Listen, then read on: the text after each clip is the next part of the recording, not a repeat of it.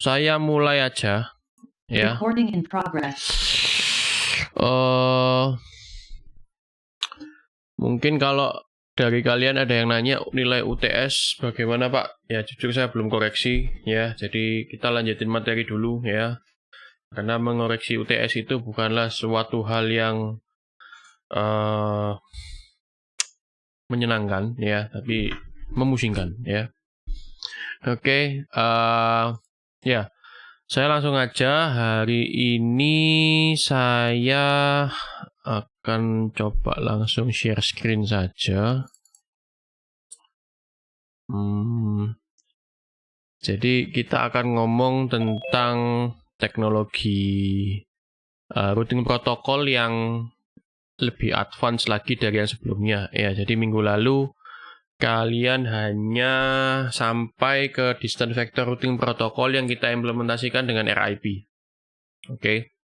Nah, jadi hari ini kita mau membahas yang namanya link state routing protocol. Ya. Jadi kalau kalian ingat ya, link state routing protocol ini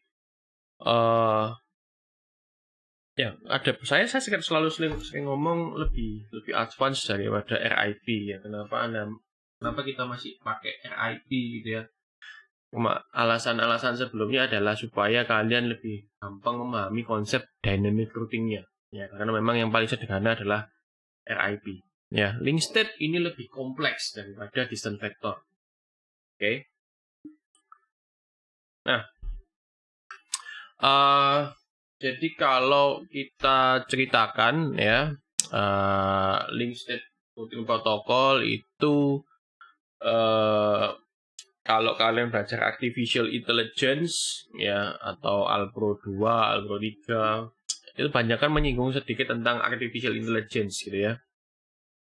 Salah satu protokol atau salah satu model yang biasa dipakai untuk mengajarin itu adalah shortest path first ya. Ada yang namanya traveling salesman problem ya gitu, bagaimana kita mencari jalur terdekat ya. Salah satu algoritma yang cukup terkenal itu adalah algoritma Dijkstra ya, algoritma Dijkstra. Jadi ini kalau kalian penggiat untuk artificial intelligence, algoritma Dijkstra ini adalah wajib tahu gitu ya. Kalian itu wajib tahu. Oke. Nah, jadi apa saja routing protokol yang mengimplementasikan link state ya, itu kalau kita lihat di sini itu ada OSPF sama ISIS ya. Jadi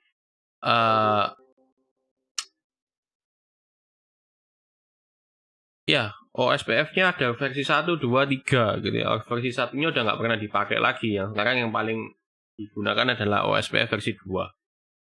Sama ISIS. Ngomongnya ISIS ya, jangan disambung ya, nanti didatengin Densus gitu ya. Oke. Kemudian ya, Dijkstra adalah sebuah algoritma untuk menyelesaikan permasalahan SPF, shortest path first ya. Jadi ya, kalau kepingin tahu algoritmanya seperti apa ya, silakan belajar lagi di artificial intelligence ya.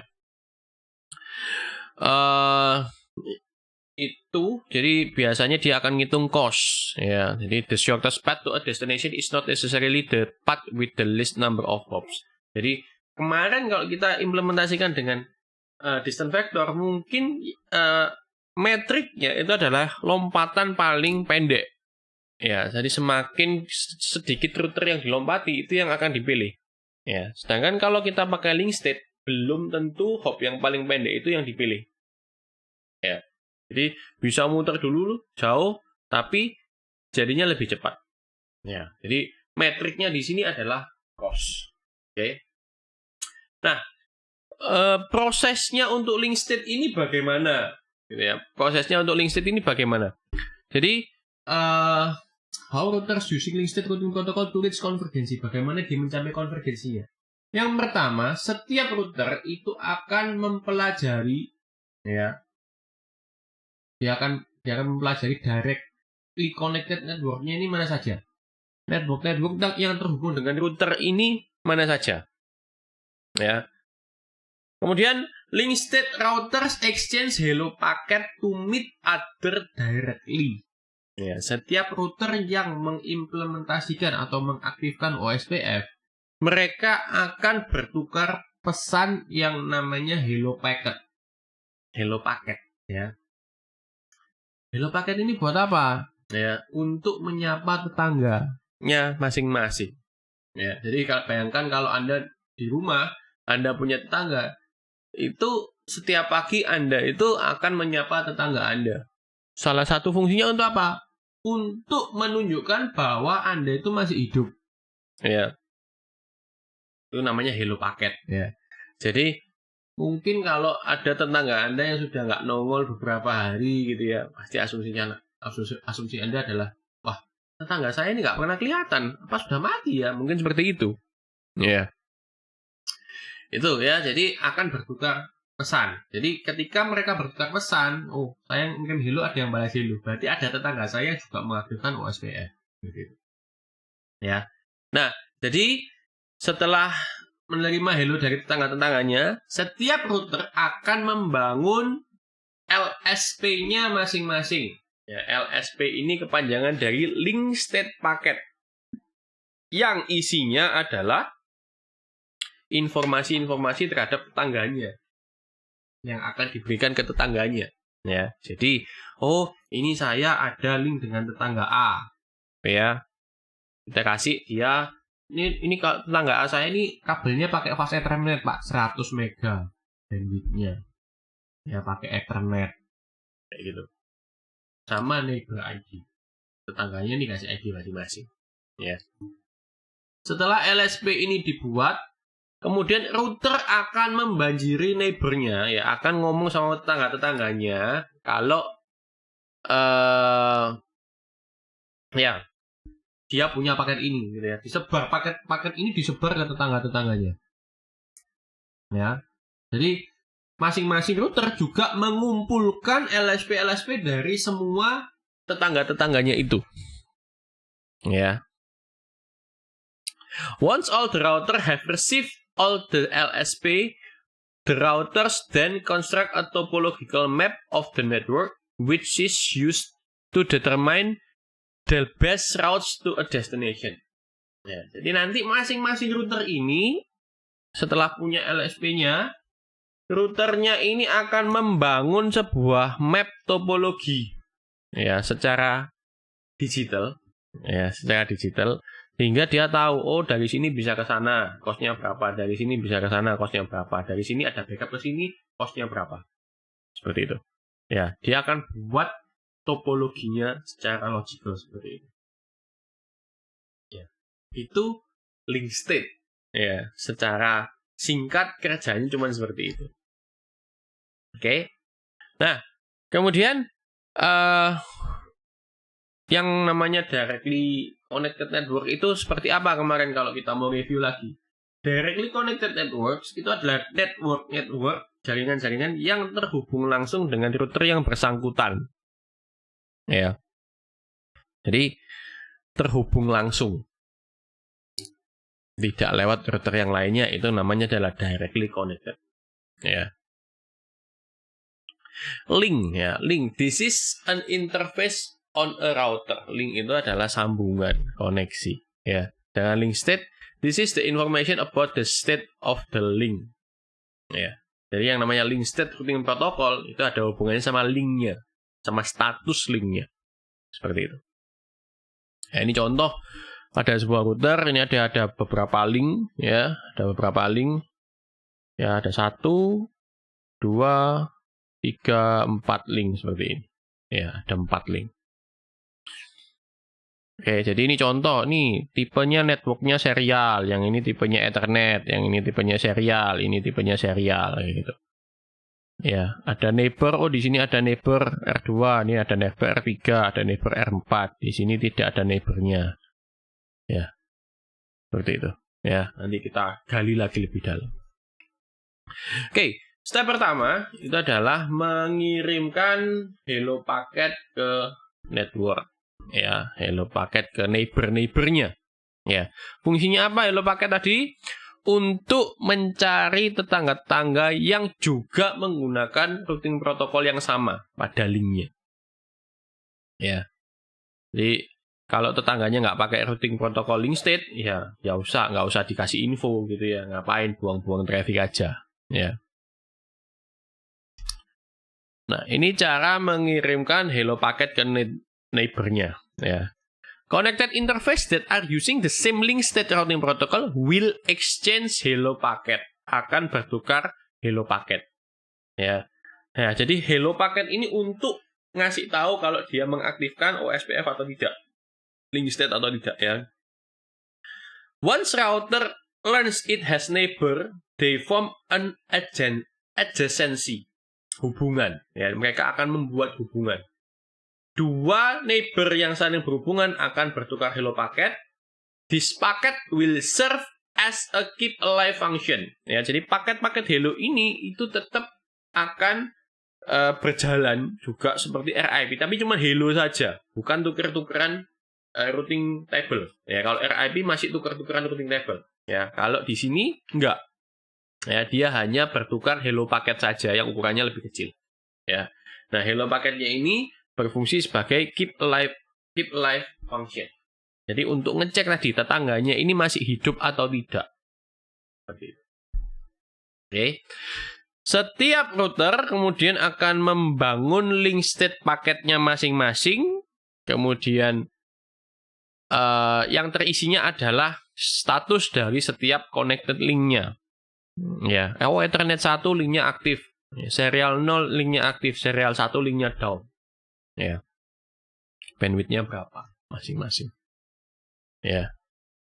Kemudian informasi tersebut dikirimkan, ya, disebar ke tetangga-tetangganya. Ya. After receiving the LSP, the neighbor continues to forward it throughout routing area. Ya, jadi kalau misalkan nih R1 dia bikin LSP. LSP-nya dikirim ke R2, dikirim ke R3, dikirim ke R4. Ya. Kalau sudah bagaimana? R3 itu tidak hanya membiarkan LSP dari R1. Nggak akan dibiarin begitu saja. Ya, LSP-nya juga nggak akan dilempar ke tetangga-tetangganya yang lain. R4 juga dikasih. Ya, nanti sama R4 informasinya juga dikirim ke R5, sama R5 juga dikirim ke R2. Ya, jadi itu yang namanya flooding, ya, membanjiri, yang disebar. Ya, sehingga mungkin saja LSP-nya R1 ya itu dia kirimkan ke R2 nanti juga bisa balik dari R4 sini. Kayak gitu. Ya, jadi flooding itu seperti itu. Jadi tidak hanya ngupdate tetangga sebelahnya saja, tapi sampai ke semua router yang ada di dalam autonomous system, dalam areanya. Ya. Nah, LSP itu dikirimkan dalam beberapa kondisi ya. Yang pertama ketika initial router startup or routing process, ketika kita nyalakan routernya habis restart, atau ketika kita mengaktifkan OSPF di dalam sebuah router, ya. Kemudian atau ketika ada perubahan topologi, ya, ada perubahan topologi, LSP juga dikirimkan ulang. Hello paketnya tetap periodik, ya, hello paketnya tetap periodik karena tadi sebagai fungsi keep alive-nya. Oke. Nah, kemudian setiap router itu akan membangun link state database-nya masing-masing. Berdasarkan tadi yang banjir-banjir itu tadi, ya, itu dikumpulkan, kemudian membangun routing database-nya masing-masing. Jadi akan seperti sebuah topologi pada sebuah network. Seperti itu. Nah, ini contohnya. Link state database dari R2. Ya, ini R1 punya link state database nih. Ini link state database-nya R1 ya. Yang pertama dia dapat dari R2. Dari R2 ternyata R2 ini connect ke R1, connect ke R5, networknya berapa, cost-nya berapa, ya, dan punya network lokal sekian, cost-nya berapa, ya. Kemudian dia juga R1 juga punya LSW dari R3. Nah, R3 itu ngomong kalau dia ada connect ke network berapa, ya, routernya berapa, cost-nya berapa. Nah, ini informasi dikumpulkan. Ya, informasi dikumpulkan. R1-nya ini ada dari R4, ada dari R5. R1 sendiri juga punya link state. Ya, punya LSP. Nah, ini direkap seperti itu. Masing-masing merekap. Nah, dari cost-costnya ini tadi, ya, dari cost-costnya ini tadi, dia bikin database sehingga dia akan memetakan, ya. Jadi kalau dari R1 itu mau ke LAN-nya R2, nah, dia tahu path-nya lewat mana, cost-nya berapa. Dia akan hitung cost yang paling kecil, ya. Kalau mau ke R3 itu lewat R1 ke R3, cost-nya 7. Kalau mau ke R4, networknya R4 ya, lokalnya R4. Dari R1, R3, R4, cost-nya 17. Dia akan ngitung. Ya, nanti kita coba lihat di paket tracer bisa kelihatan atau tidak. Ya. Oke. Ya, membuat SPF tree-nya, shortest path first tree-nya. Ya. Jadi dia akan memeriksa satu persatu, ya, dari LSP yang dia terima. Ya. Jadi yang pertama nih, contoh R1 akan mengexamine LSP dari R2. Ya.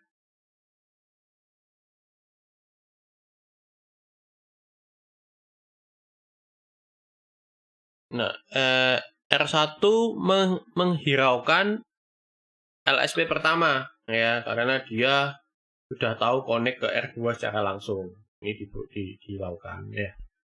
Kemudian R1 menggunakan ngecek yang kedua, nah, 10.300/16. Ya. Jadi dicekin satu-satu. Jadi dia ngitung, ya, dia ngitung cost yang paling kecil. Ya, dia ngitung cost yang paling kecil. The shortest path to a destination determined by adding the cost and finding the lowest cost. Ini contoh, ya. Link ini cost-nya 20, link ini cost-nya 5, link ini cost-nya 2, link ini cost-nya 2, link ini cost-nya 10. Link ini cost-nya 2, 10, 10, 20, 2. Jadi kalau dari R2, LAN-nya R2, dari R1, ya, dari sudut pandangnya R1 mau ke LAN-nya R2, LAN-nya R2 di sini. Cost-nya berapa? Ya, kalau lewat atas berarti 20 ditambah 2, total 22. Kalau lewat bawah bagaimana? Bisa nggak? Ya hitung aja, 20 ditambah 10 ditambah 10 ditambah 2, 42. Tinggal dibandingkan aja yang lebih kecil yang mana. Kalau lewat R3 bagaimana? Ya berarti 5 tambah 10 tambah 10 tambah 10 tambah 2. Ya, 5 tambah 30, 35 tambah 2, 37. Ya, tetap paling kecil yang atas, yakni 20 plus 2. Ya gitu. Ya, itu tekniknya. Once the SPF algorithm has determined the shortest path routes, these routes are placed in the routing table. Ya, jadi kalau sudah nemu hitungan yang paling kecil, maka rute ini dipindahkan, diinputkan ke routing table. Seperti itu. Ya. Nah, kita ngomong plus minusnya. Ya, kita ngomong plus minusnya. Kalau kita bandingkan dengan distance vector, ya pasti menang link state. Ya, karena link state routing protokol secara apakah membuat topological map? Ya. Link state protokol bisa tahu topological mapnya, distance vector tidak tahu. Ya. Apakah router bisa secara bebas menentukan shortest path ke sebuah network? Jawabnya adalah bisa. Kita bisa ngatur jalannya mau ke kiri atau ke kanan. Ya. Kalau kita pakai RIP tidak bisa. Ya, kita nggak bisa ngatur hop count-nya. Ya, jadi kita nyambungin router, hop count-nya pasti nambah. Ya. Tapi kalau dengan link state kita bisa belokkan. Ya. Cara lain belokannya bagaimana? Pakai static routing baru bisa belok. Ya, distance vector tidak punya kemampuan itu. Nah, tingkat konvergensi itu lebih cepat link state routing protocol, pasti. Nah, pasti lebih cepat link state routing protocol. Oke. Nah, periodic update-nya bagaimana? Ya, periodic or event driven routing updates. Ya, kalau distance vector itu pasti periodic update-nya. Ya, kalau link state itu event driven. Jadi harus ada event dulu.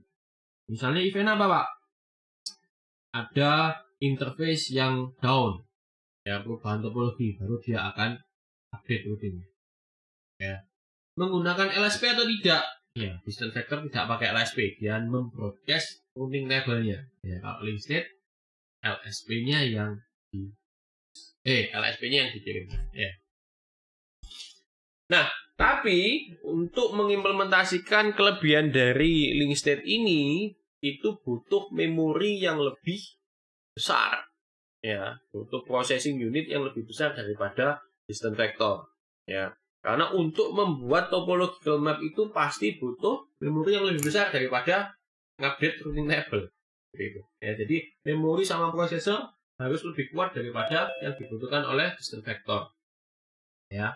Bandwidth requirement-nya bagaimana? Kalau untuk bandwidth requirement, OSPF ini akan boros di awal. Kenapa? Kalau kita rentet ke belakang tadi, ada proses untuk flooding LSP. Ya, proses flooding LSP ini yang makan bandwidth. Tapi ketika routing link state database-nya sudah terbentuk semua dan OSPF-nya sudah jalan, OSPF ini tergolong anteng sekali. Ya, jadi kalau tidak ada perubahan topologi, ya nggak akan ada traffic OSPF selain hello paket yang ukurannya kecil sekali. Seperti itu. Ya. Dua routing protokol yang mengimplementasikan link state, yang pertama adalah OSPF tadi ya, yang kedua adalah ISIS, ya, intermediate system, ya. Saya juga tidak pernah pakai yang ISIS, ya, jadi generally kita pakai OSPF, ya. Jadi cukup tahu aja kalau ada yang namanya ISIS, ya. Oke, slide pertamanya selesai, ya, Nah, saya akan lanjut dengan slide kedua, ya. Oke, saya siapkan dulu slide keduanya. Kita langsung ngomong aja tentang OSPF.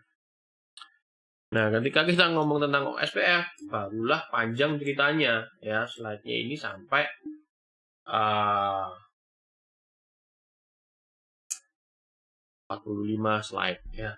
Kita bahas aja pelan-pelan. Oke, jadi kalau OSPF itu kita pakainya adalah OSPF versi 2. Ya, kemarin kita RIP belajar RIP versi 1 yang notabene kelas full. Ya, RIP versi 2-nya nggak diajarin, Pak. Nggak usah lah, langsung ke OSPF aja ya. Toh RIP juga jarang dipakai kalau di luar sana. Ya. Oke, sebenarnya OSPF sudah dicetuskan pada tahun 87. Ya, dan tahun 89 itu diluncurkan OSPF versi 1 untuk menjembatani kelas full IP routing. Ya, kelas full IP routing. Nah, OSPF versi 2 itu dirilis tahun 1991, beda 2 tahun. Ya, diupdate di tahun 98 dengan RFC 2328. Ya, update apa ini, Pak? Ya. Ya, biasanya ada fitur-fitur tambahan ya yang mereka tambahkan ya. Jadi sebenarnya 89 OSPF versi 1-nya nggak pernah dipakai beneran, hanya untuk coba-coba aja ya. Tahun 99 ya munculnya IP versi 6, dipublikasikanlah OSPF versi 3 ya, mengimplementasikan IP versi 6. Oke. Nah, jadi tadi kita sudah ngomong secara sederhana LSP-nya seperti apa, ya. Jadi kita ngomong lebih detail lagi, ya. Ada OSPF Message Encapsulation. Ada 5 jenis tipe paket yang dikirimkan oleh OSPF. Ya. Ada OSPF paket header yang berisi router ID dan area ID. Ya. Dan tipe kode untuk OSPF paket type-nya. Ya, ada berapa paket type-nya? Ada 5. Oke. Kemudian IP paket headernya yaitu berisikan source IP address, destination IP address, dan protocol field set 89. Ya. Itu di sebelah sini ya. Di sebelah sini. Oke. Kemudian berbicara dengan message encapsulation-nya ya, data link frame header-nya berisi source MAC address dan destination MAC address. Ya, ini standar seperti di networking pada umumnya ya. Merujuk pada MAC address sender sama MAC address receiver secara fisiknya. Oke, 5 paket itu tadi ada apa saja? Ya, yang pertama adalah hello paket. Ya, hello paket yang kita bicarakan dari tadi. Fungsinya adalah discover neighbor and build adjacencies between them. Ya, menyapa atau mencari ya, discover itu menjelajahi ya, neighbor-nya itu siapa saja dan membuat link antar neighbor-nya. Ya. Kemudian database description atau DBD ya, untuk ngecek sinkronisasi database antar router. Ya. Yang ketiga, link state request. Ini adalah sebuah paket yang dikirimkan untuk melakukan request LSP, link state paketnya.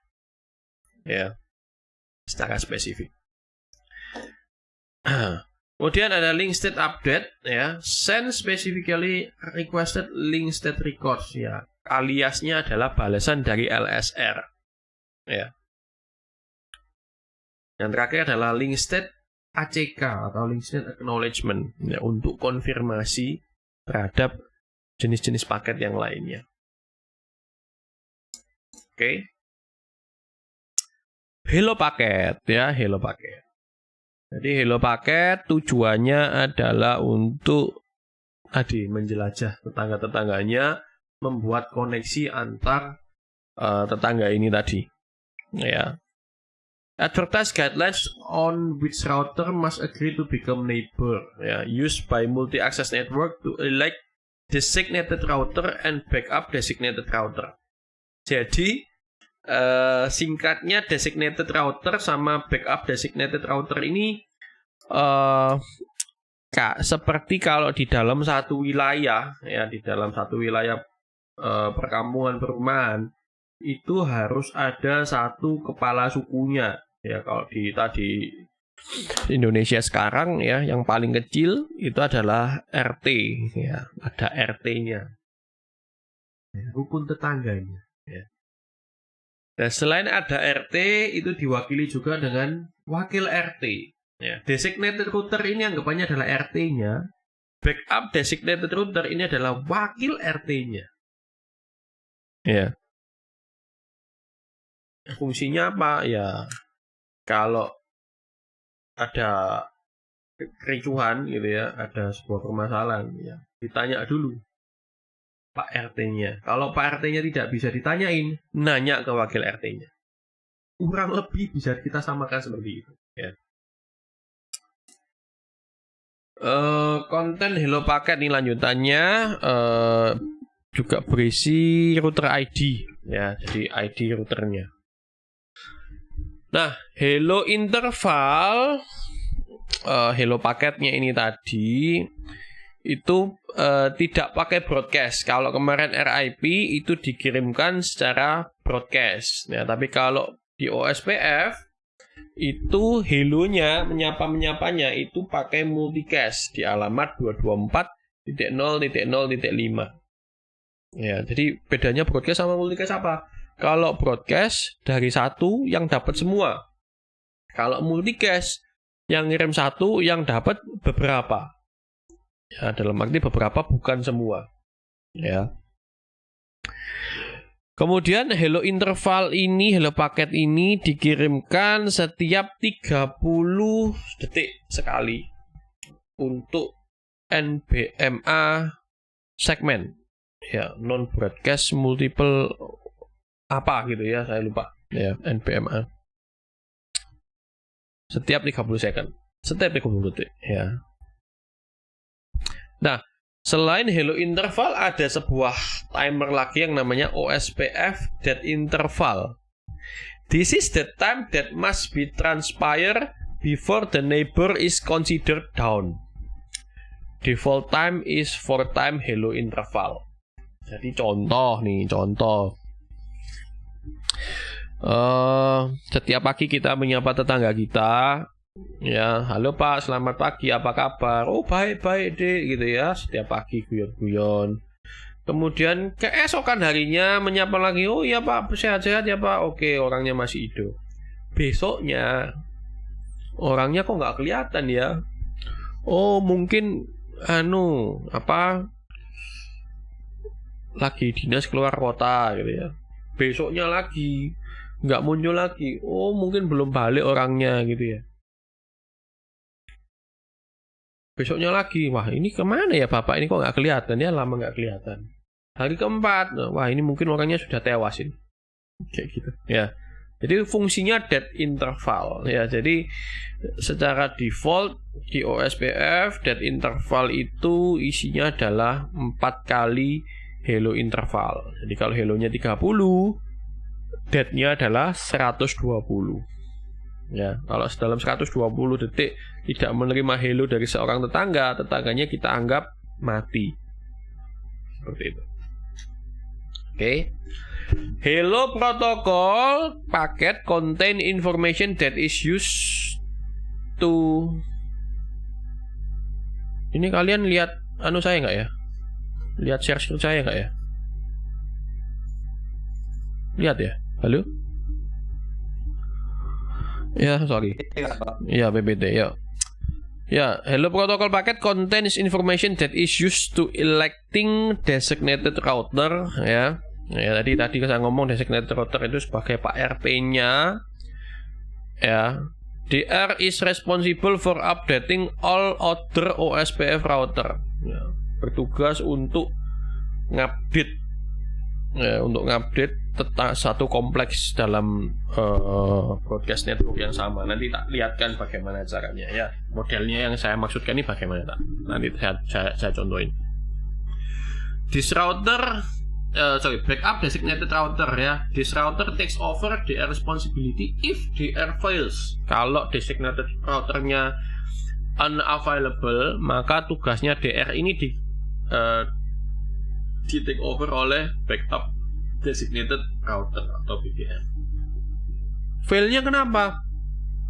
Bisa kalau linknya putus, bisa ketika routernya hang gitu ya, atau ya ininya router DR-nya ghosting ya, itu DR-nya akan take over ya. Oke. Kemudian LSU, link state update ya, link state update used to deliver link state of advertisement. Fungsinya untuk mengirimkan LSA ya. Nah, LSA-nya sendiri untuk apa ya? Contains information about neighbor and path course ya.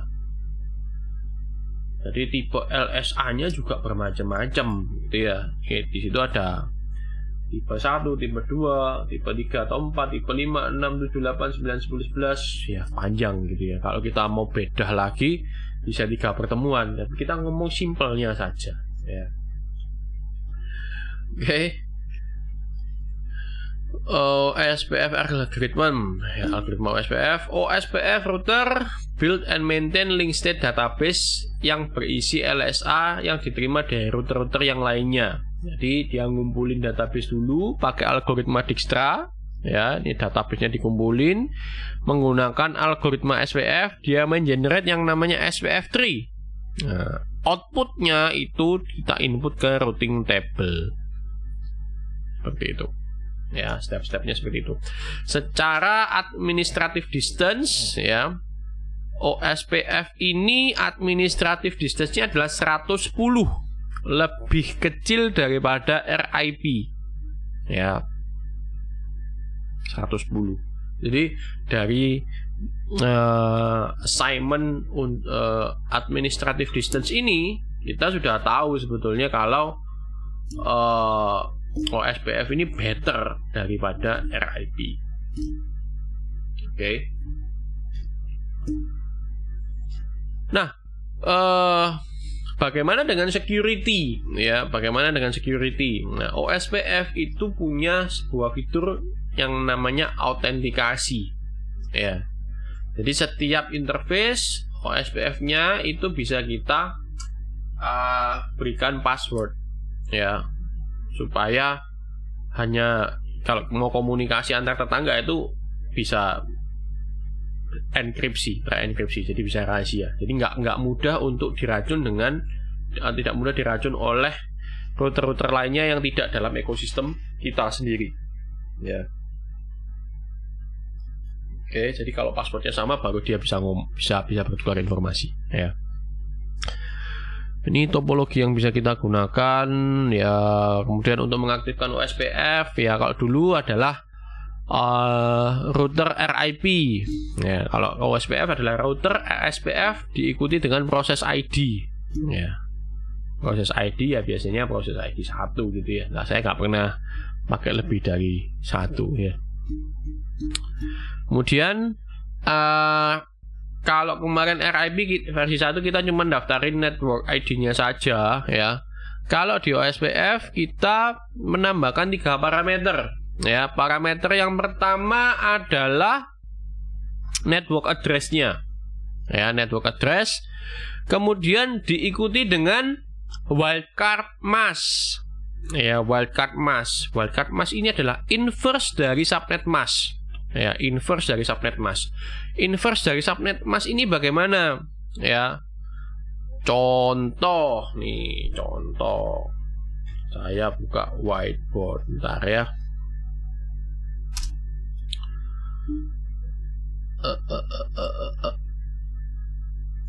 Coba saya pindahin ke whiteboard.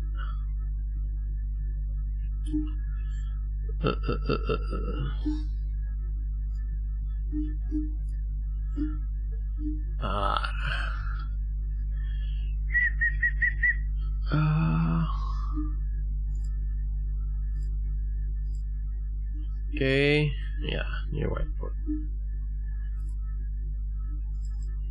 Jadi kalau misalkan ada subnet mask 255.255.255.0, ini adalah subnet mask. Oke. Nah, inverse-nya bagaimana? Wildcard-nya berapa? Wildcard mask-nya berapa? Ya. Nah, untuk mengubah jadi wildcard mask itu sebenarnya gampang sekali, ya. Ini Anda ganti jadi biner, ya. Jadi kalau jadikan biner berarti jadi 11111111111111111111 sisanya adalah 00000000, ya. 255.255.255.0. Oke. Nah, untuk jadikan wildcard, bit 0 dijadikan bit 1, bit 1 dijadikan bit 0. Ya, jadi ini kalau ini 1 diubah jadi 0. 0 0 0 0 0 0 0 0 0 0 0 0 0 0 0 jadi 1. 1111 1111. Kalau kita balikin jadi desimal, jadinya berapa? Ini jadi 0.0.0, ini jadi 255. Inilah wildcard mask-nya. Oke. Seperti itu. Ya. Jadi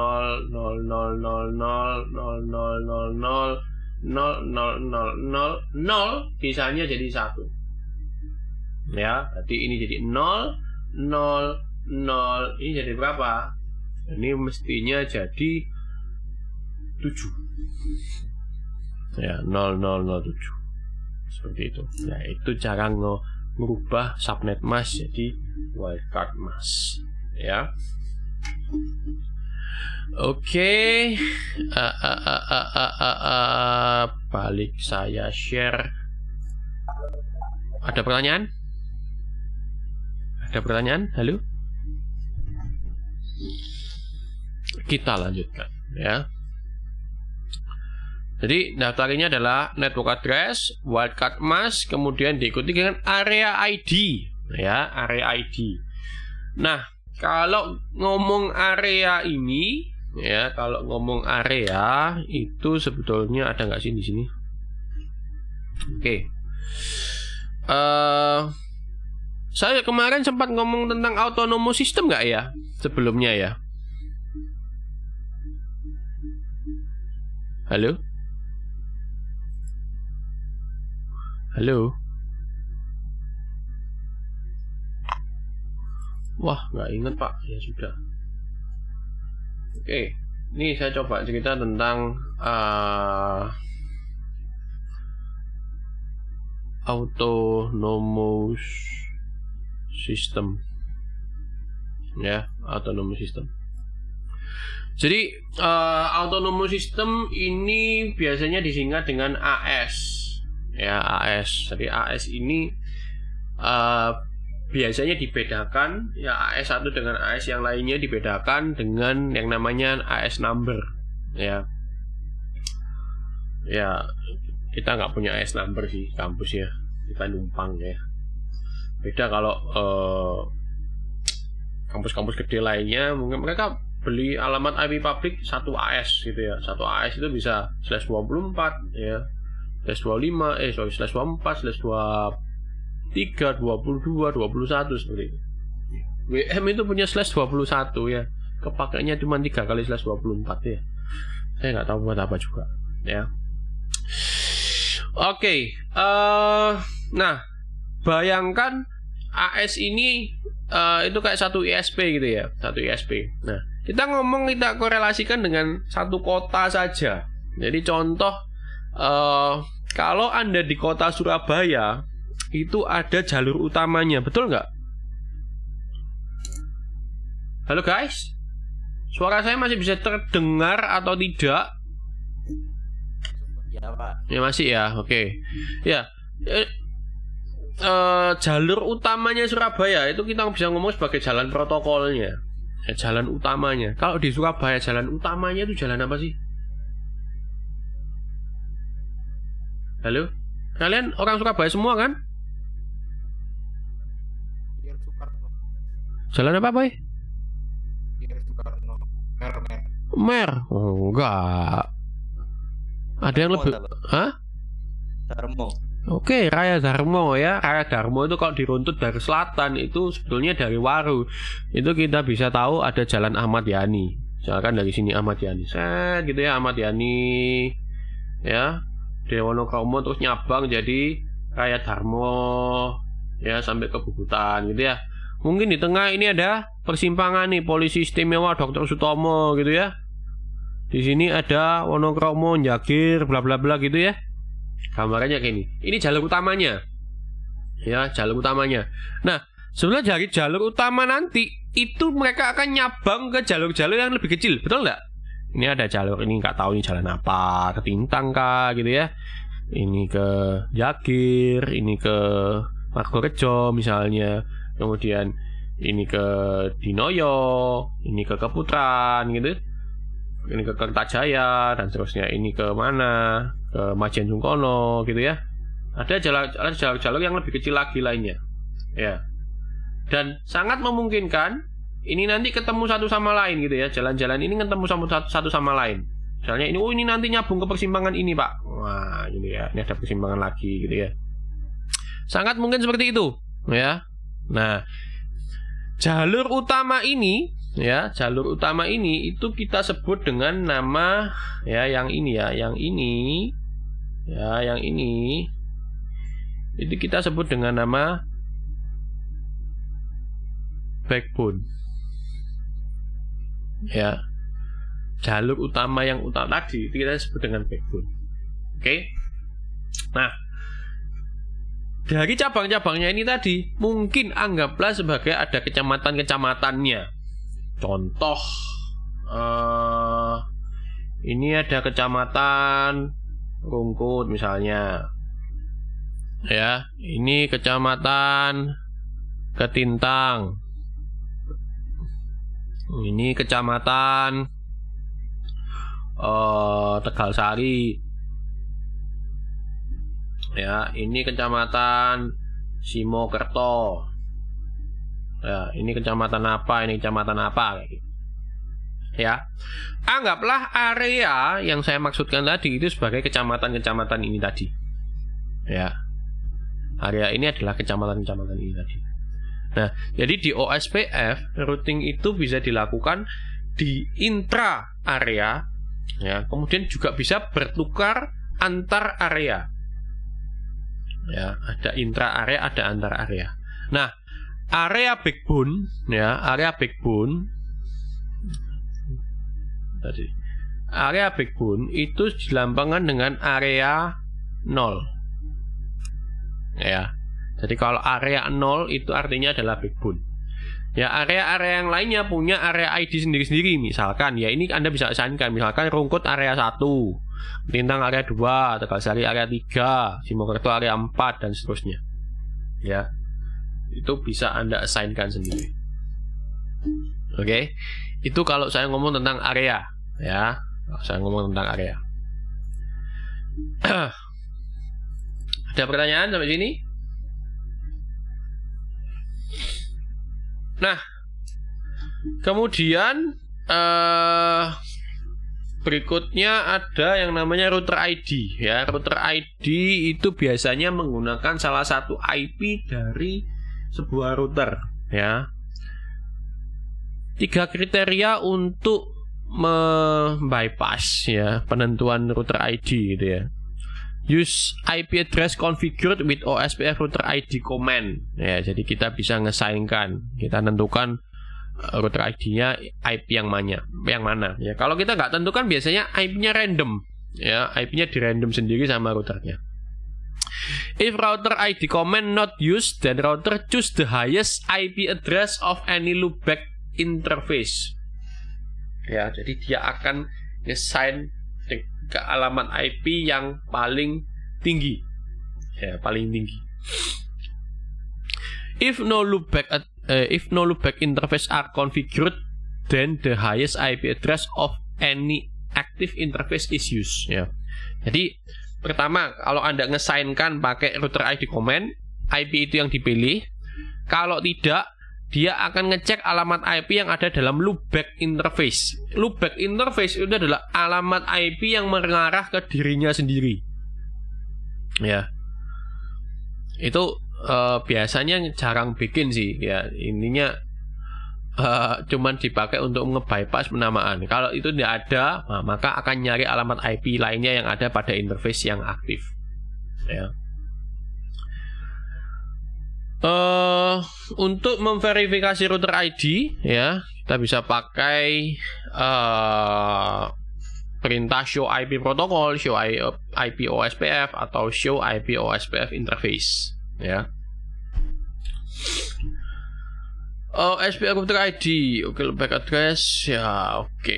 Ya, ini komen-komennya saja Verifikasi. Nah, ngecek OSPF-nya jalan atau tidak lagi, kita juga bisa ngecek neighbor-nya, tetangga-tetangga yang connect sama saya itu siapa saja. Ya, ngeceknya pakai show IP OSPF neighbor, ya, untuk menampilkan tetangga-tetangganya siapa saja. Ya. Jadi kita bisa lihat neighbor ID. Ya, neighbor ID itu sebenarnya adalah router ID neighbor kita. Ya. Kemudian ada state, ya, state-nya itu full. Kalau full berarti komunikasi dua arahnya sudah terbentuk. Ya, terkadang nggak full gitu ya. Kalau nggak full berarti ada yang bincang. Ya, entah dia entah neighbor-nya tidak bisa jawab atau ada blok dari sana seperti itu. Consequence of no adjacency, no link state information exchange, is accurate SPF3 and routing table. Ya, jadi kalau agency full ini tidak terbentuk, maka tidak akan bisa melakukan exchange link state. LSP-nya tidak akan bisa bertukar, ya. Sehingga SPF3 dan routing table-nya menjadi tidak akurat. Ya, seperti itu.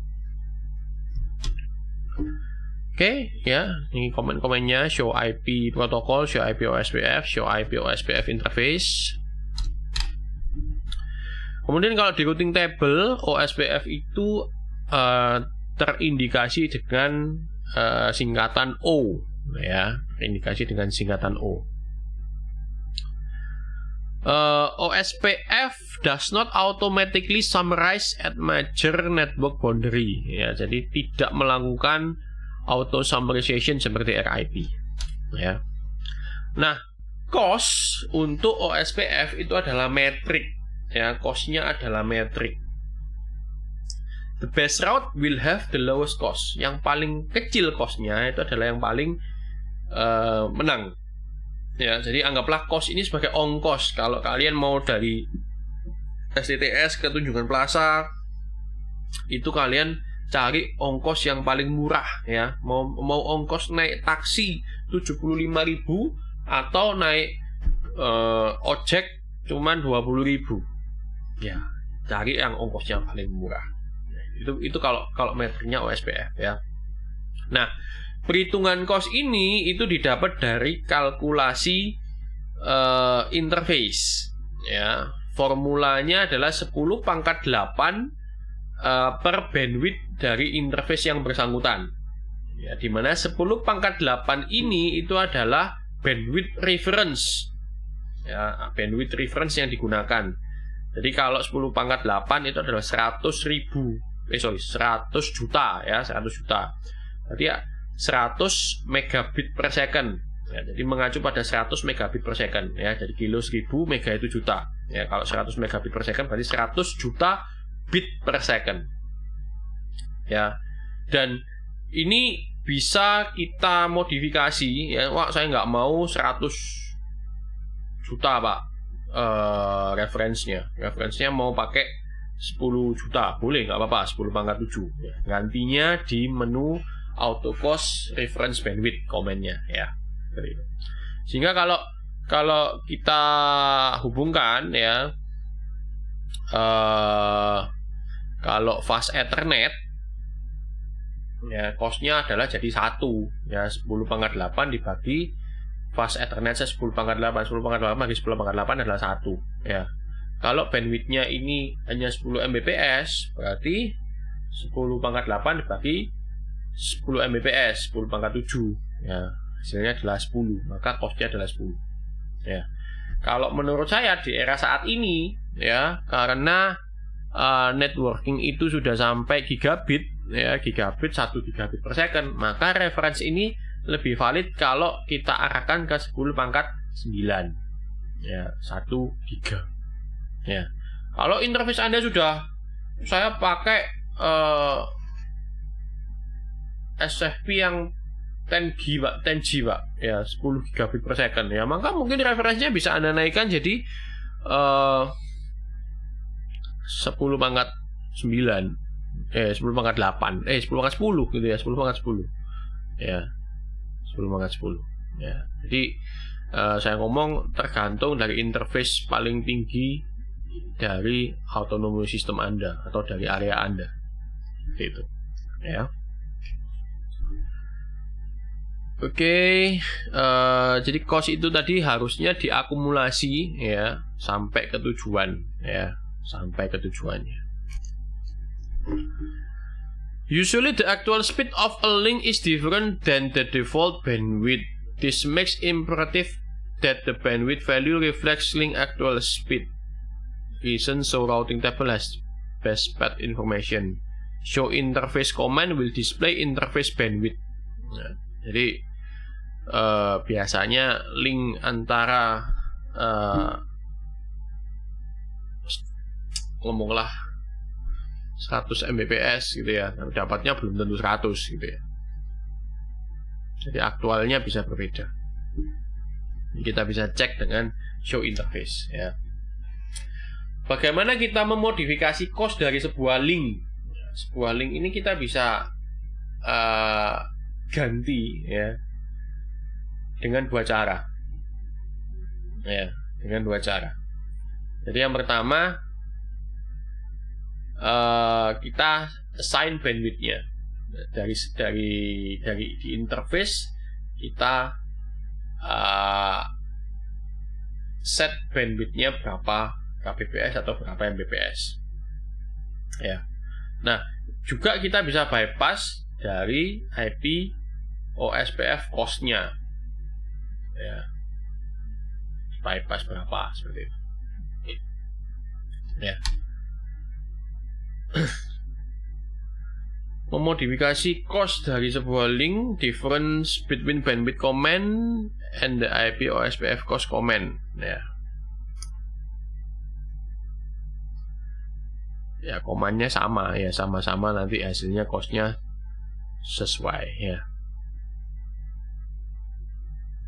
Kalau IP OSPF cost itu pasti nilainya berapa gitu ya. Anda langsung bypass nilainya berapa. Tapi kalau pakai bandwidth Anda harus kalkulasi dulu kira-kira costnya nanti jadi berapa. Ya, jadi lebih simple kita ngeset IP OSPF cost ya. Nah, ada beberapa challenge ya, tantangan ketika kita di network multi access ya. Ada 5 jenis link kalau kita bedakan ya. Yang pertama adalah link point to point ya, point to point contohnya kalau VPN itu kita anggap sebagai point to point ya. Kemudian broadcast multi access. Broadcast multi access ini adalah link normal pada umumnya ya. Jadi Anda pakai switch ya, itu biasanya networknya jadinya adalah broadcast multi access ya. Kemudian ada non broadcast multi access atau NBMA ya, dimana Anda tidak bisa melakukan broadcast tapi masih bisa melakukan multi access, yaitu NBMA. Kemudian ada point to multi point ya, point to multi point. Point to multi point ini mungkin implementasinya itu dengan wireless PTMP ya. Jadi kalau wireless ada satu access point, subscribernya ya, CPE-nya, perangkat kliennya itu ada 5 misalnya ya, itu artinya adalah point to multi point ya. Jadi kadang di point to multi point ini juga broadcast-nya juga dibatasi ya, jadi hanya bisa ngomong dengan access point-nya saja. Kemudian ada virtual link ya. Virtual link itu kita bisa bikin link virtual nantinya ya. Nggak usah ngomong yang aneh-aneh ya. 2 challenge yang kita bisa temui ya, untuk multi access network ya. Normalnya sih kayak gini. Jadi semua router ini bisa terkoneksi satu sama lain dengan network broadcast multi access ya. Extensive loading of LSA. For every LSA sent out there must be an acknowledgement of receipt sent back to transmitting router. Sehingga konsekuensinya bandwidth yang digunakan sangat besar dan trafficnya jadi chaos. Ya, jadi tadi merujuk pada setiap LSA itu harus dibanjirkan ke router-router yang lainnya, dan masing-masing router yang menerima LSA ini harus membalas dengan acknowledgement. Maka traffic ketika OSPF ini diaktifkan akan sangat ribut sekali. Ya, akan sangat ribut sekali. Solusinya bagaimana? Nah, solusinya kita bisa mengatur dengan Pak RT dan Wakil RT tadi, ya, dengan DR dan BDR tadi. Ya. Jadi tugasnya DDR dan BDR ini adalah menerima LSA, kemudian mendistribusikan ke tetangga-tetangga non BDR-nya, non DR-nya, seperti itu. Ya. Singkatnya seperti itu.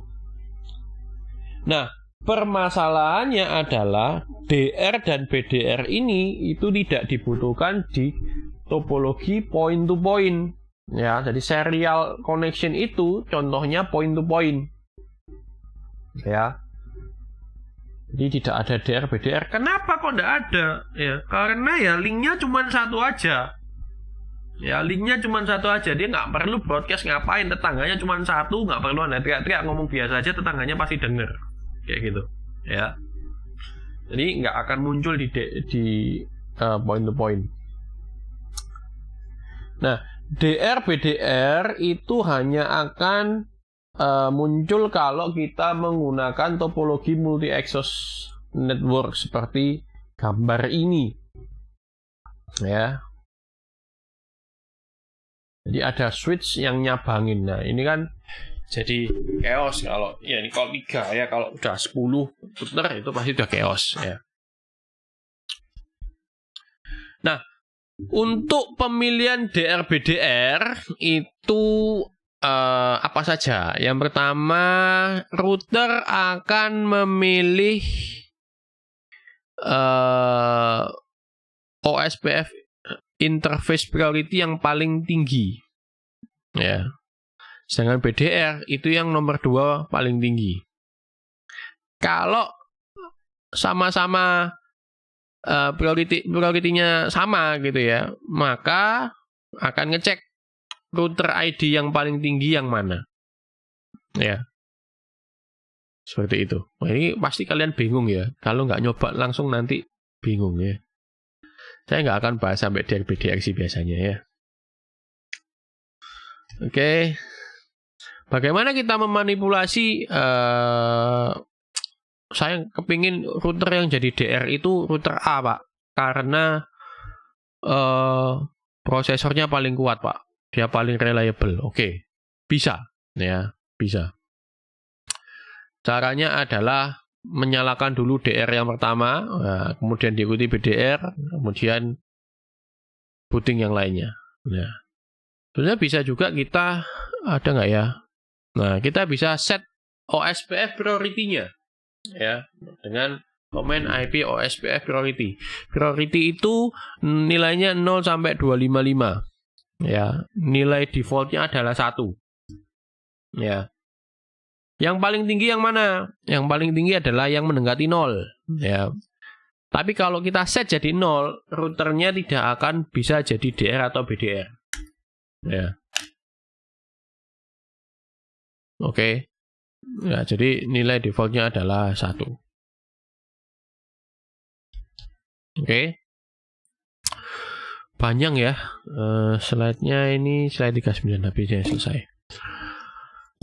Redistributing an OSPF default route. Ya, jadi default route juga kita bisa distribusikan melalui OSPF. Ya, jadi bisa aja router ini kita koneksikan ke ISP salah satunya ya.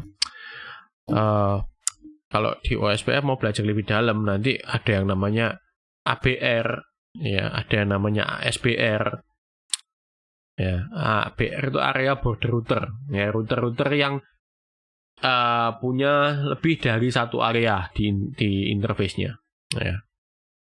Kalau ASBR itu adalah Autonomous System Border Router yang terhubung antar 2 autonomous system atau lebih, itu ASBR. Ya, kalau ASBR routingnya nanti bisa sampai BGP. Ya. Nah, wes nggak usah ngomong itu ya. Kita ngomong mendistribusikan default route-nya bagaimana. Ya, mendistribusikan default route-nya bagaimana.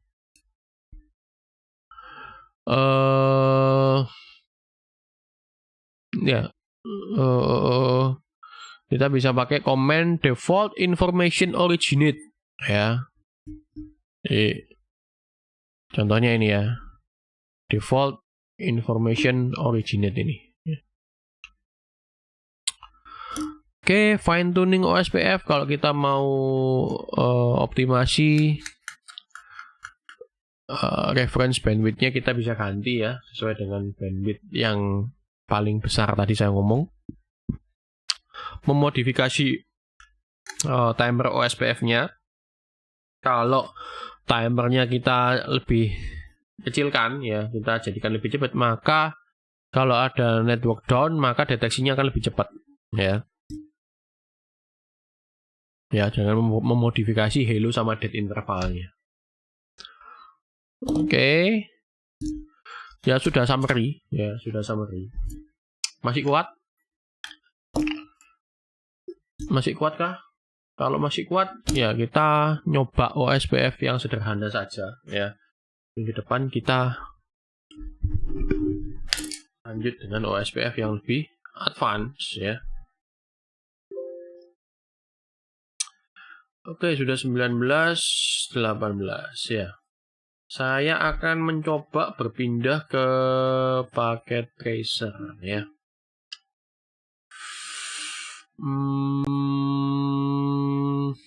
Bentar.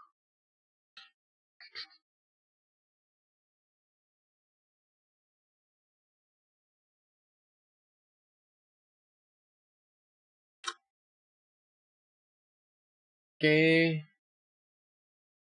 Iya. Ini pakai tracer saya. Bentar, saya share screen dulu. Biar kelihatan lebih tajam. Ya. Kita coba dulu dengan 2 buah router ya. Kita coba dulu dengan 2 buah router. Saya pakai router favorit saya 1841. Siapa ini yang baru datang? Jam berapa ini kuliahnya kalian baru datang? Enggak, Pak. Ini saya cuma ganti kok, Pak. Ini tadi udah join dan saya pakai HP ini. Oke, boy. No problem, boy. Ya. Jadi misalkan ada 2 network seperti 2 router seperti ini. Bawahnya saya kasih PC, saya kasih PC. Ayo. Paling sederhana aja ya.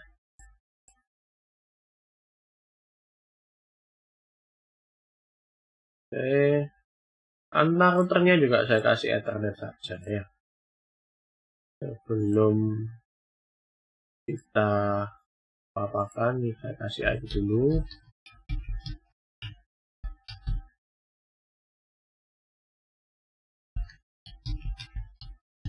Seperti ini.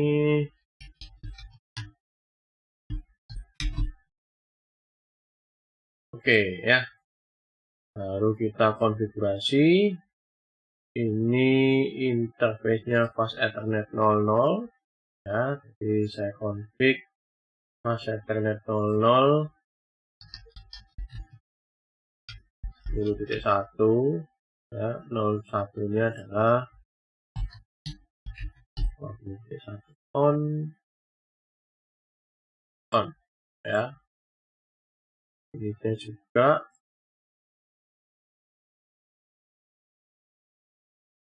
ini interface-nya 01 nih, 00. Oke. Di 192.168.30.1 192.168.20.2 misalkan seperti ini ya. Oke. PC-nya jangan lupa kita berikan IP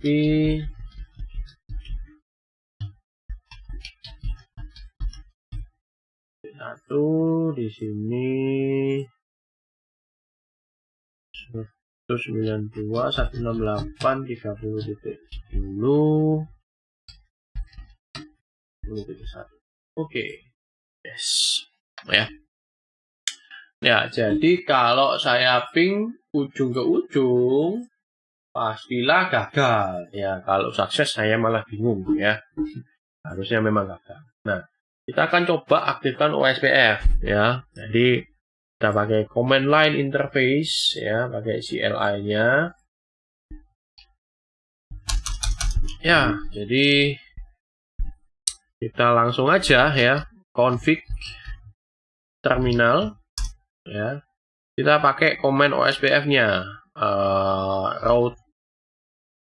Router ya, kita mau pakai OSPF diikuti dengan proses ID 1 saja ya. Oke. Nah, di sini tinggal kita daftarkan networknya. Mirip seperti dengan paradigmanya di RIP ya. Kita tinggal daftarkan network yang kita kenal saja ya. Jadi kita daftarkan network ya 192.168.10.0 diikuti dengan wildcard masknya. Jadi kalau 255.255.255.0 tadi jadi 0.0.0.255. Pak, share screen-nya nggak muncul Pak, yang nggak muncul ya? Command line. Oh, sorry, sebentar. Nah, saya ini mestinya sudah nge-share screen kok. Screen 3. Kelihatan ini? Iya, sudah kelihatan Pak. Ya, sorry, mohon maaf ya. Oke. Kemudian diikuti dengan dia minta area ya, area. Ya. Jadi kalau Anda masih coba-coba pertama kali ya, areanya disamain area 0 saja. Di area backbone ini semua aja ya. Seperti ini. Ya. Itu kita baru daftarin yang ke sini ya. Kita kasih nama ini fill color-nya biru ya. Dan pink, kemudian orange misalnya. Ya. Kita baru daftarkan yang biru ya. Nah, sekarang kita mau daftarin yang orange. Jadi kalau kita daftarin yang orange, tinggal diganti aja ini jadi 20. Oke. Nah, kita juga lakukan hal yang sama di router yang satunya ya. Command line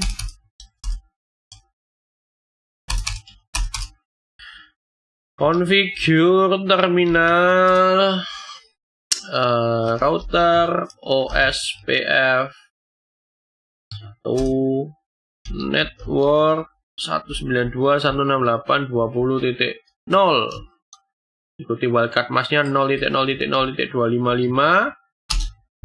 area 0.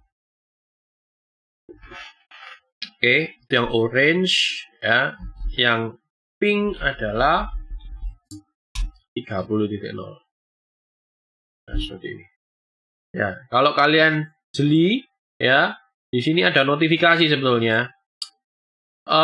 Proses ID 1 ya, menemukan neighbor ya, ini menemukan neighbor 192.168.20.1 di interface WAS Ethernet 01. Statusnya berubah dari loading jadi full loading done kayak gitu. Ya, ini notifikasinya. Ya. Jadi kalau mau saya cek lebih lanjut lagi ya, coba kita lihat ya. Show IP root. Nah, kalau kita cek show IP root sudah muncul routing labelnya ya, OSPF ya, ke network 192.168.10.0/24. Administrative distance-nya 110, cost-nya 2. Ya, cost-nya 2. Dan dia lewat 192.168.20.1. Ini gateway-nya.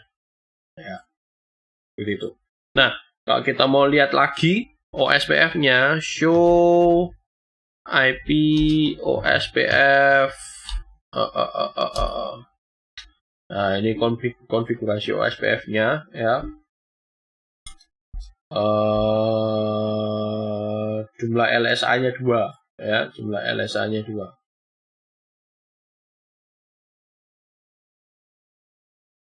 Oke. Kemudian kalau kita mau cek neighbor-nya, show IP OSPF neighbor.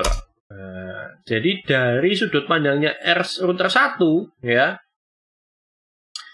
Router 1 itu punya tetangga yang neighbor ID-nya 192.168.20.1. Ya, state-nya full, daytime-nya 31 detik lagi. Kalau dari 31 detik lagi nggak ada hello, maka dia dianggap mati. Ya, jadi kalau kita cek lagi nih, ada ya. Ya, jadi daytime itu counter, ya dia counting terus. Oke. Kemudian tadi ada komen juga untuk ngecek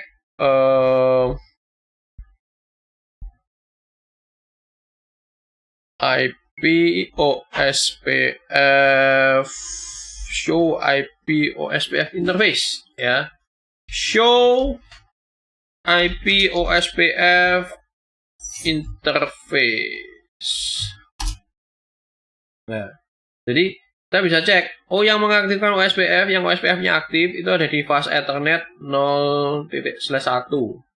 Lainnya up, protokolnya juga up. Alamat IP di interface tersebut ini ya, proses ID 1, router ID kita itu ini. Ini router ID-nya router 1. Ya, dia akan ngambil ke alamat IP yang paling tinggi. Ya, alamat IP-nya ada 20.2 sama 30.1. Dia akan cari alamat IP yang paling besar. Ya. Seperti itu. Nah, kemudian kalau misalkan tadi kita mau Pak, saya kalau pakai alamat-alamat IP ini nggak bisa nengeri dengan jelas, Pak. Saya mau custom area ID-nya. Router ID-nya. Ya. Nah, kita bisa nambahkan sebuah loopback interface. Ya, loopback interface itu kalau gambarnya itu adalah kalau gambarnya garis yang balik ke interface-nya sendiri. Sebentar ya, saya coba tambahkan loopback interface, bisa nggak ya?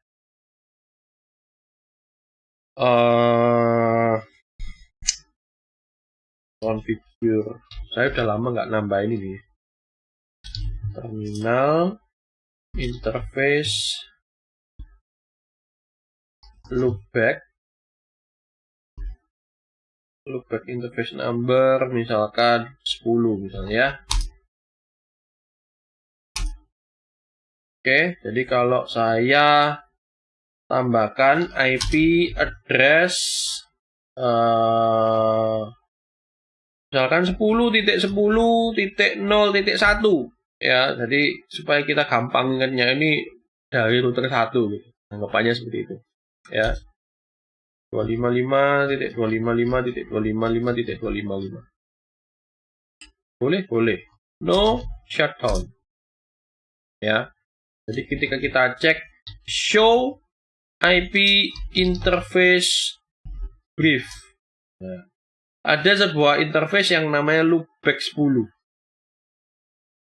Ya, loopback 10. Ya. Itu IP-nya 10.10.01. Ya. Nah, jadi kalau kita cek lagi show IP OSPF interface-nya, router ID-nya berbeda, gitu ya. Router ID-nya berbeda. Nah, kita bisa set bypass-nya adalah configure terminal router OSPF 1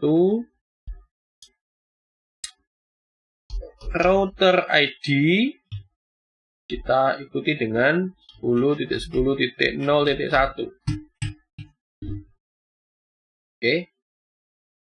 Nah, kita bisa nge-reload, ya reload itu nge-restart ya, atau menggunakan perintah clear IP OSPF process. Ini untuk nge-restart state-nya supaya nanti router ID-nya berubah. Jadi kalau ini saya cek show IP OSPF interface, masih nyangkut nih ya. Jadi kita tinggal masukkan clear IP OSPF proses. Yes. Oke.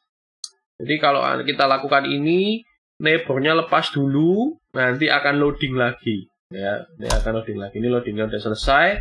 Kita cek. Nah, maka router ID-nya akan berubah jadi 10.10.01. Kayak gitu. Ya. Jadi kenapa kok kita perlu melakukan ini gitu ya? Kenapa kok kita perlu melakukan ini? Informasi R1 ya, router 1 ini mungkin cuman kita bisa kasih nama dengan configure terminal. Routernya mungkin kita bisa kasih nama hostname R1. Ya. Masalahnya penamaan hostname R1 ini itu hanya akan dikenal di internal router sendiri. Dari router 0 itu tidak bisa mengidentifikasi R1. Tidak ada informasi R1. Dari router 0 itu hanya akan menerima informasi alamat IP berapa, router ID berapa. Ya. Jadi kita cek di R0 ya, kita cek di R0 show IP OSPF neighbor. Ya. Nah, di sini neighbor ID-nya 10.10.01. Nah, ini kita bisa tahu, oh ini ID-nya adalah ID-nya router 1. Kayak gitu. Tidak ada informasi R1, R0, R2 tidak ada. Ya. Kecuali Anda mau ngapalin alamat IP-nya yang tidak beraturan itu. Ya. Seperti itu. Nah, kalau routernya cuma 2 ya mungkin gampang gitu ya. Kalau routernya cuma 2 gampang. Kalau topologinya saya ganti gitu ya. Di sini saya tambahin switch 2960 ya. Kemudian ada router lagi di sini, ada router lagi di sini. Ya. Set.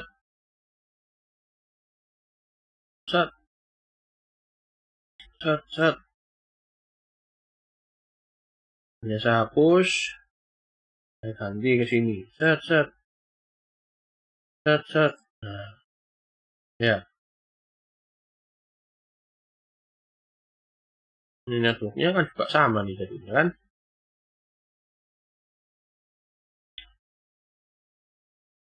Ya, ini networknya network 20 semua. Ya. Jadi misalkan tak tambah PC lagi di sini. Klik.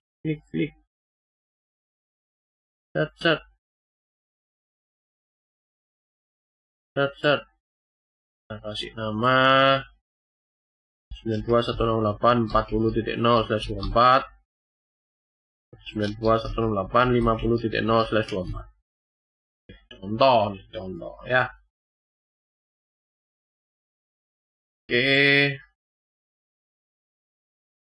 Router 2 ini 00 yang ke atas. 00 itu 192.168.20.3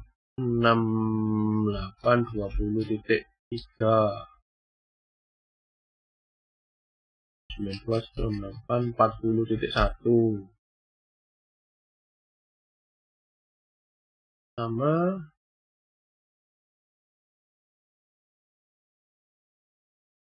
192.168.20.5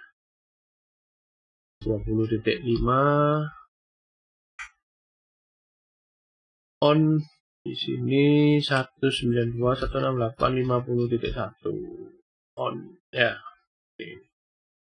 Oke. Ya, kita aktifkan aja OSPF-nya ya. Ctrl C, configure terminal hostname R2 ya. Router OSPF proses ID 1 network 192.168.20.000.255 area 0 ya. Bawahnya adalah network 40. Router 3 kita lakukan hal yang sama. Configure terminal host name R3 router OSPF 1 network 192.168.20.0.000.255 area 0 ya sama 50 area ya. Ini kalau saya cek lagi routing table-nya ya di router 0 misalnya, ngecek routing table show IP route ya, OSPF-nya masih loading ya, masih loading.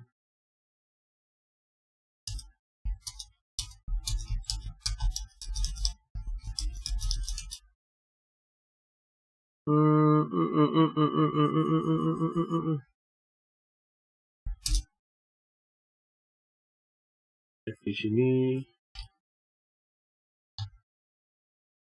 Oh, sorry, salah ya. Salah ini ya.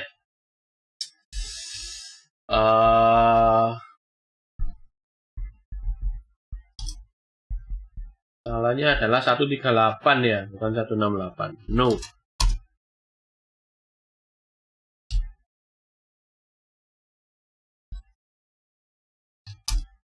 Ya, network 192.168.20.0.000.255 area 0. Kemudian yang ini 50.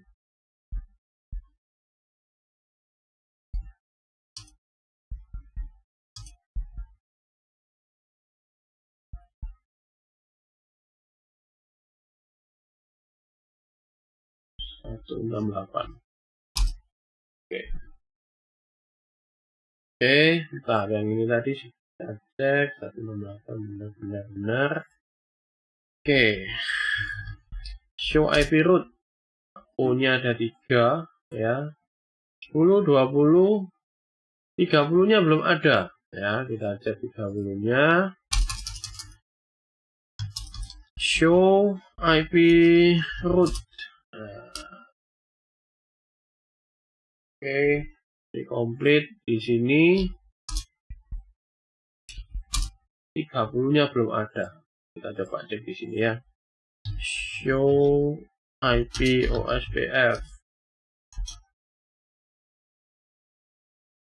ls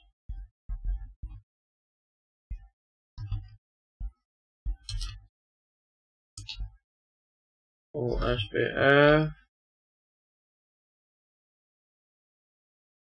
interface. Protokolnya hanya 01 yang A. Oke. Configure terminal router OSPF 1. Oke, ada yang salah nih ya.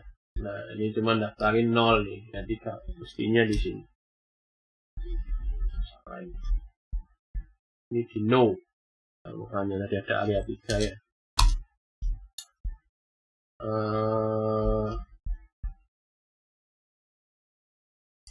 Area 0. Ini mestinya 30. Nah. Baru kalau kita cek di sini. Show IP route. OSPF-nya ada 3 ya. Nah, ini udah bener. Oke. Nah, kalau kita cek tadi show IP OSPF neighbor ya. Neighbornya ada 3. Bagaimana caranya saya bedain router 1, router 2, router 3? Ya. Bingung kan? Ya, bingung kan? Ini nggak tahu 40 ini punyanya router 2 atau router 3. 50 ini punyanya router 2 atau router 3. Ya. Jadi kita bisa pakai router ID. Jadi formatnya dalam satu AS ya mungkin kalian bisa pakai IP ya, dengan subnet khusus. Misalnya kan 10.10.01, 10.10.02 untuk router 2, 10.10.03 untuk router 3 seperti itu. Ya. Jadi itulah pentingnya penamaan menggunakan router ID. Oke, ada pertanyaan sampai sini? Halo? Yang router lainnya. Gimana? Router ID-nya. Kenapa? Mau di-set juga? Ya, jadi untuk ngesetnya tadi ya, router ID-nya kan baru saya set 1 ya. Ini coba saya set di router 0 ya.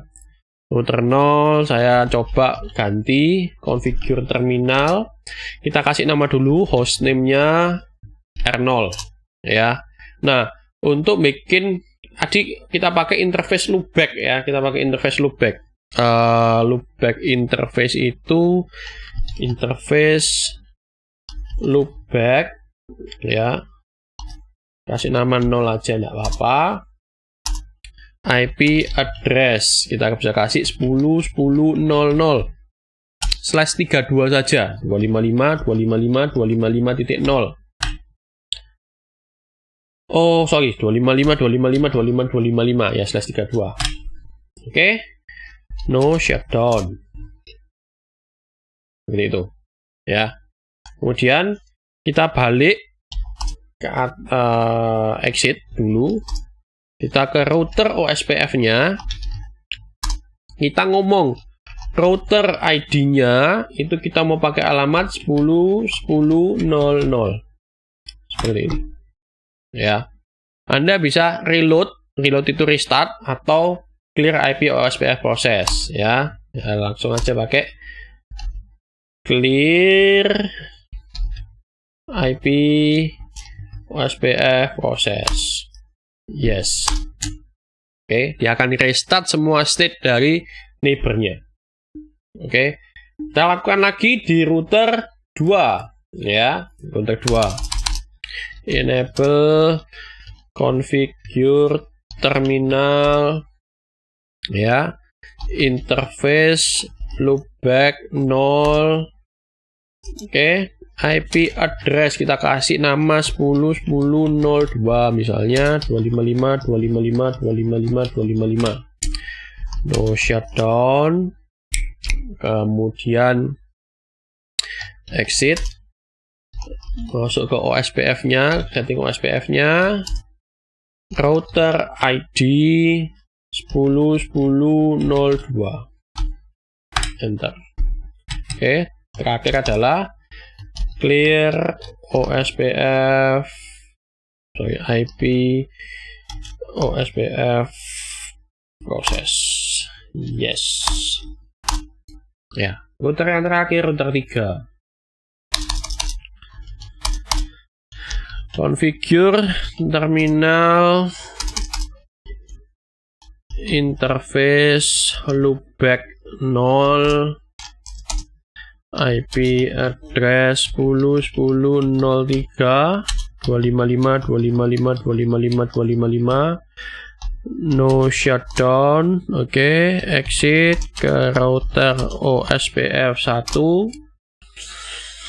Kita set router ID-nya, kita minta arahkan ke ya, kita override ke 10.10.03.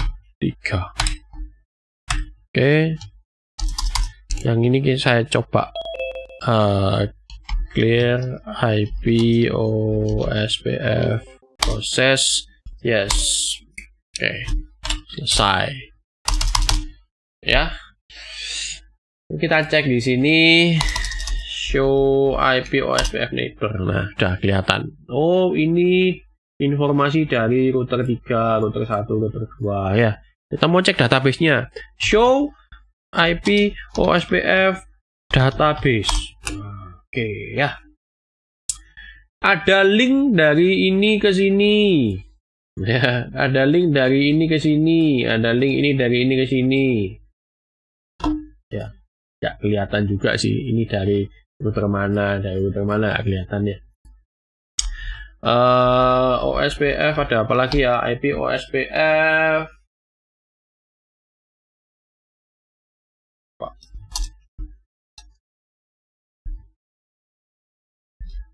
Oh, ya, IP OSPF. Invoice, neighbor list, virtual yang ada. Coba IP OSPF aja. Oke. Udah. Ya. Ini database yang kita tampilkan tadi ini adalah topologi logiknya, ya, topologi logiknya. Jadi dia mengenerate routing berdasarkan ini, ya.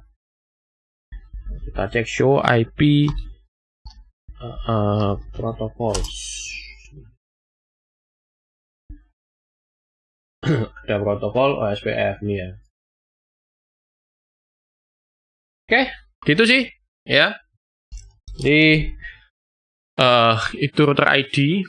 Ya, saya belum main-main dengan COS. Minggu depan kita akan coba main-main dengan COS. Kita manipulasi trafficnya. Ya, jadi kalau kemarin di static routing saya sempat bikin bagaimana cara Anda bikin untuk supaya routingnya jalan satu arah. Nah, di OSPF kita bisa melakukan hal yang sama nantinya. Ya, kita coba manipulasi. Oke, ada pertanyaan sampai sini?